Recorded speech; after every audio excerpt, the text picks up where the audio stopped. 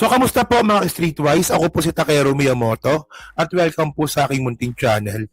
So, mga kababayan, no, actually, trending pa rin po talaga si Baste. Dahil nga po sa ginawa niya nga kahapon. No? So, sabi niya nga dito, no, ito, nakuha ko to sa Abante News Online. No? Sabi dito, sinabihan ni Davao City Mayor Sebastian Duterte, mga korap na politiko na itigil ang pangungurakot dahil marangyan na ang kanilang buhay. Diyos ko naman. Umanat din si Mayor Baste kung saan kailangan ng umano nila ay ang ulo ni Pangulong Ferdinand Bongbong Marcos Jr.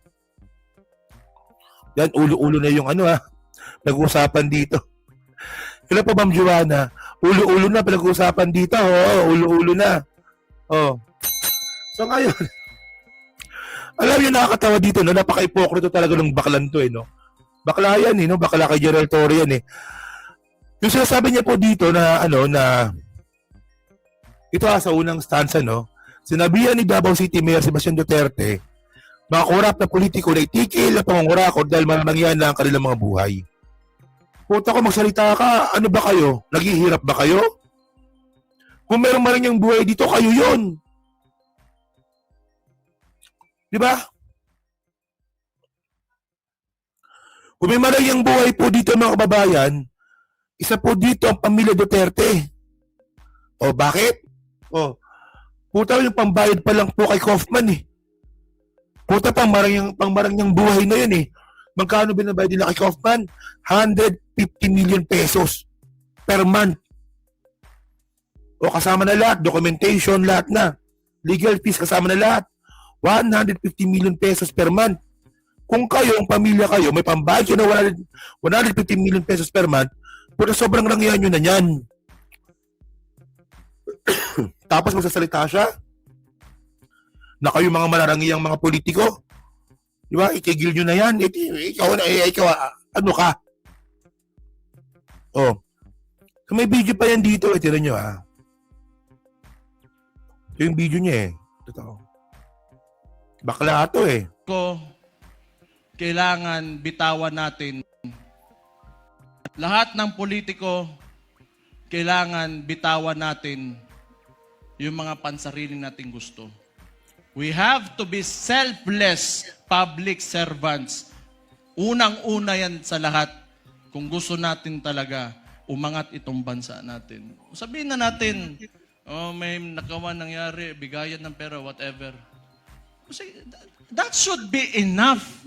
Nagkaroon na kayo ng presidente that tolerated it. So what's Parang tatay niya. Hello po kay Amara Luis, 14. Ayan. Tatay niya ata sabihin niya dito No, na tolerated corruption. Di ba parang mali lang, di ba? Si gobyerno. Naalala mo pa yung gobyerno? Tawa ako kay Aichang, no? Si gobyerno nga to. next? Dadagdagan nyo pa? Nagpasarap na kayo ng sobra-sobra? Gusto nyo pa? Ano ko magsalita si Basti? Kala mo, napakalinis, no? Kung swerte na kayo sa buhay, it's time you give back to the people. Huwag niyong pahirapan yung mga tao. Tama na yan. Okay na yan. Siguro yung mga anak nyo maka-aral sa abroad, you can eat, in a very nice restaurants. Tama na yan. That's okay. Isang ulo lang naman ang kailangan namin. Ang ulo ni Bongbong Marcos!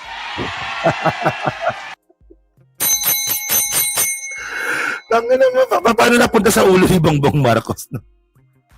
Hindi ko makuha yung Hindi ko makuha yung point Paano napunta sa ulo? No? Paano? So ano ba? So, okay. Sige, ganito. Okay. Sabi ng mga bobong mga didas sa mga kababayan, tanga-tanga daw po tayo. No? Kasi daw, ang nakakaintindi daw po natin dito, literal na ulo ni PBBM. Pero ang sinasabi daw dito ni Baste, ulo as pamumuno ni Bongbong Marcos. Utang na, iba't po sinabing ulo kung yun naman pala. Pero sabihin dito na kailangan natin dito mapigil ang pamumuno ni Bongbong Marcos Pwede naman ganun. Pero pag may metaphor ka ng ulo, talaga iba talaga isipin namin. Gago pala kayo eh. Kayo mga Bongbong Marcos, kayo mga loyalista na yan, kayo supporter niya, tanga-tanga nyo. Oh, metaphor niya lang yan. Ibig sabihin dyan, ulo, pamumuno ni Bongbong Marcos. Puta. Ang dami-dami pwedeng gamitin metaphor. Bakit ulo pa ng presidente? Ulo ni Bongbong Marcos. So, lukuhin nyo lola nyo, mga putang ina nyo. Gago pala kayo eh. Tingnan nyo ha. Kasi tayo mga kababayan, pag sinabi natin ulo ng tao, puta patay yun. Papatayin yun. Ayun ang ibig sabihin sa atin nun. So tayo pa hindi marunong umintindi? Well, kung metaphor yan, ang pangit ng metaphor mo kasi ang pangit pakinggan. Kailangan namin pilukan ni Roque at Marcoleta. Si Roque ba nakapiluka? Ayan ka na naman, Arnold Lopez, ang layo ng topic mo eh. Wala na punta sa pilukan. Hindi nga, si ano ba? Si Roque ba nakapiluka ba si Roque? Para hindi naman. Si Marcoleta mag-ama, oo. Pero si Roque parang hindi naman, di ba? Pero, ang cool. Talaga? Di ko alam, ha? Di ko alam, sorry, di ko alam, no? Pero, si Arnold Lopez, ang kulit kasi. So, ngayon, mga kabayan, di ba? So, tayo, pagkakaintindi natin dito, ang layo kasi, ang layo ng ano eh. Ang layo ng sentence, biglang ulo ni Bongbong Marcos. Oh. Ewan ko. Ewan ko niya kay Arnold Lopez kung ano, nagsasabi. So ngayon,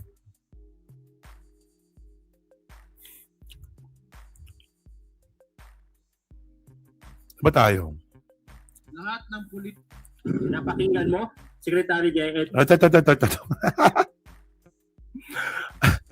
Alam nyo kasi, isang beses na nagsalita ako ng criticism kay John Vic. Oo. Kay John Vic Rimulya. May mga nagalit, no? May mga taga-suporta si John Vic. So, hindi na lang ako magsasalita. Si Kuya na lang. Kuya, ano masasabi mo kay John Vic? Ano niya, Secretary DILG John B. Cremula, saan na yung amo mo na si PBBM? Wala ka pa rin bang gagawin? Gusto ni Duterte, ni Baste, yung ulo ni PBBM? Wala ka pa rin bang gagawin? Mas Oo nga, John Vic. Oo nga. Oo nga. Parang baka, oo nga. John Vic, sabi ni Kuya, ano ba? Wala ka bang gagawin? Oo nga. Hindi, pogi si John Vic, ha? Pogi si John Vic. Hindi. Kuya naman, eh. Marami namang trabaho si John Vic. Huwag ka naman ganyan. Oo. Marami siyang trabaho. Oo. Yung mag-schedule ng presscon. Akala mo ba madaling mag-schedule ng presscon? Di ba? Huwag niyo masyadong hanapan ng trabaho si John Vic. O, dami-dami niyang trabaho, di ba? Presscon pa lang, pagod na siya. Ang daming station. O, ABS-CBN, News 5, GMA News, o, PTV4, o, UNTV. O, ang daming station, may radyo pa. Ang hirap-hirap magpa-schedule ng presscon. O, huwag niyo naman hanapan masyado ng trabaho. Busy na nga sa kaka-presscon yung tao, hinahanapan niyo pa ng trabaho. O, wag ganun. tupag mo yung mga nagguhubad, yung mga nakahubad, yun ang mga hinuhuli mo. Mga pipitsugin, wag yan ang... Oo nga. Hindi, wag ganun. Ang kailangan ng mga Pilipino, disiplina. Ang kailangan ng Kuya, wag ganun. Tama lang na huli ni Tito John Vic yan. Kasi nga po, di ba, pangit tingnan. Oo nga. Kung natupagin mo, DILG Rimula, nasa na yung tapang mo? Puro ka lang press. By the way, yung Oplan Galugad na napakagandang proyekto po ni John Vic Rimulya. Postpone na. Postpone na po, oo. Dami nagalit eh. Ano ba? Kung papo, Karamihan pa naman nagalit, botante pa. Tapos tatakbo siya presidente. Ewan ko ba? pogi. Tapos tatakbo ka presidente, tatakbo ka senador, wala ka pa naman nagawa. Ito, binabanta na yung ating mahal na Pangulo na si PBBM. May ibig sabihin yan, ulo ng iyong amo na si PBBM. Wala ka pa rin pang gagawin. Alam nyo sa totoo lang mga kabibim, kung agree kayo sa akin, simula nung nawala si PNP Chief General Torre, tahimik ang PNP. Yung PNP Chief natin, tahimik. Ito namang JLG Secretary, puro Oh, hindi. Kung alam niyo lang kung paano magtrabaho si Chief PNP General Nartates, di ba? No, si Chief PNP General Nartates, mga kababayan, no, hindi po siya media friendly. No, ito seryoso to ha. Hindi na sarcastic to ha. Baka sabihin niya sarcastic pa to. Hindi, seriously mga kababayan, no. Si Chief PNP Nartates, mga kababayan, tahimik lang po talaga yan. Masyadong mahihayin sa media yan. Pero kung makita nyo yung trabaho ni Chief PNP Nartates, paano ka nasabi? Puntahan nyo lang yung Facebook ng PNP ngayon. Di ba? Isang katutak na pinahuling droga. Ba't hindi pa rin po mini-media? Oh, nakailang pagbabanta na po kay PBBM tuwing rally. Napigilan po ni Chief PNP Nartates. No, ako mas bilib ako sa gano'n, yung tahimik lang pero kumikilos. Well, si General Torre, masasabi ko siya yung isa sa pinaka-charismatic kong tao. Ilang beses ko na na-meet niya si General Torre, napaka-charismatic na tao. Pero mayabang yan. Seriously, si General Torre mayabang. Oh, pero yabang na hindi yung yabang na wala ka pala eh. Wala, hindi ganoon. Yabang na pagbubul sa sarili. Oh, ayun ang opinion ko ha. Pero okay lang, walang problema, no? Pero ayun ang laman na talaga ni Torre. Charismatic tao talaga si Torre. No, pero si Chief PNP Nartates, kung makikita niyo po yung Facebook ng PNP, punong-puno po doon ng mga naaresto. Ngayon, tinan nyo yung may Metro Manila ngayon, nagkalat ang mga pulis. O, sa NCR dahil po yan sa proyekto rin po ni Chief PNP Nartates. So, para sa akin, hindi magandang ikumpara silang dalawa, pero iba eh. Iba yung more on charismatic doon sa totoong nagtatrabaho. Magkaiba yun. Pero syempre, di ba, talagang sumikat talaga si General Torres sa yung pag-aresto niya kay Digong. Di ba? Doon talaga siya sumikat. Ang dami pong inutusan ni PBBM diyan na aresto niya si Digong, walang sumang-ayon. Si Torre lang. Yung nga lang kasi, di ba, sabi ko nga sa inyo, si Torre medyo mayabang. Di ba? Medyo lumaki ang ulo, kaya nasibak. Seriously, ganun talaga. Ganun talaga nangyari. Hindi ito tungkol sa sa sinasabing baril-baril. Hindi. Walang ganun. Oh. Mga baril-baril na tinago, walang ganun. Oh. Bakit ba't mo binabanggit si Torre, si DILG, John B. Crimolia yung pinag-uusapan natin, yung pinakamagaling, oo. press con pa pogi. Wala namang nagagawa, wala namang nahuhuli. Puro na lang, meron na. Pa-press con pa pogi. Wala, ang harsh mo naman kay Tito John Vic. Wag ganon.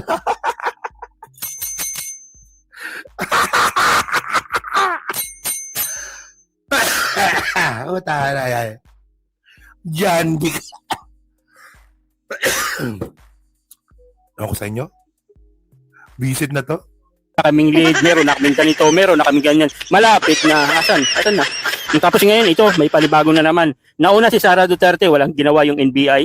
Pangalawa, ito, Baste, di ba? Ang sabi niya, gusto lang niya. Wala man sinabing gorgorin. Pero ang sabihin, hindi naman tayo mga bobo, ulo ni PBBM. Ano ba sabihin yun? Wala ka pa rin bang gagawin? Then, Kuya, di mo naman naintindihan eh. Sabi nga po ng mga DDS, di daw tayo nakakaintindi.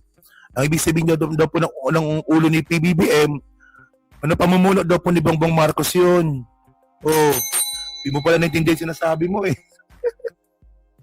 John Vic.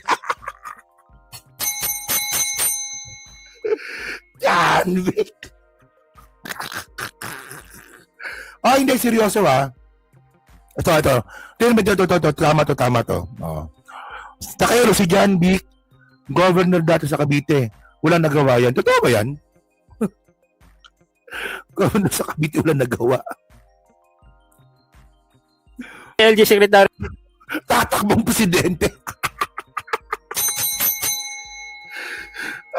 John Wick. Rimula, under mo yan as DILG Secretary. Local government, itong si Mayor Baste, hawak mo yan, wala ka pa rin gagawin? Takot ka ba? Duwag ka ba? Aba naman, kahit administration ka, baka naman kung hindi ka naman gumagalaw, kumikilos, ay napakahina mo naman. Mabait na nga yung presidente natin, kayo ba naman, yung mga naka-appoint niyan? Ano ka ba? Di mo ba naintindihan? Di ba mahirap nga magpa-presscon? Ang daming radyo. Ang daming radio stations. Tapos may mainstream media tayo sa TV. May internet pa. O mahirap po mapaschedule ng interview. Tapos gusto mo pa, kuya, asikasuhin niyo pa si Baste. Grabe naman yan. Grabe naman yung hinihingi natin trabaho sa ating DILG secretary. Para kalabisan naman ata yan. John Wick. ay DLG, wala, tahimik, tunganga, duwag, takot. Di ba? O wala kayong gagawin action ngayon? Ano, papresko na naman, papogi, tahimik. Napakinggan mo, Secretary So yun, mga kababayan, no? Di ako may sabi niyan, si Kuya. Di ako may sabi niyan. So yun, mga ka-streetwise, no? So kayo po, ano masabi niyo nga po dito sa ginawa nga po, no, ni Baste Duterte, no? Kumilos naman si John Wick, no? Abangan natin, kikilos po yan. Huwag po tayo mainip, no? Kikilos po yan si John Wick Rimulya. Bukas may press ko na siya bukas, tinan nyo. Bukas, muntik ko nang ipasuspinde si Baste. Di ba? Baka sabihin niya bukas yun. Yung ginawa ni Baste Duterte na yan, malamang ganun yan, no? Yung ginawa ni Baste Duterte na yan, hindi tama yan. Muntik ko na siyang isuspinde. Whatsoever, no? So yun, mga babae, so kayo po, ano masabi nyo nga po dito, so comment na po sa baba at minabasa ko pong lahat yan, no? At syempre dyan po sa Team Replay, no? So palike, pa-subscribe, di makalabisan, pa-share na rin po ng content natin ngayon.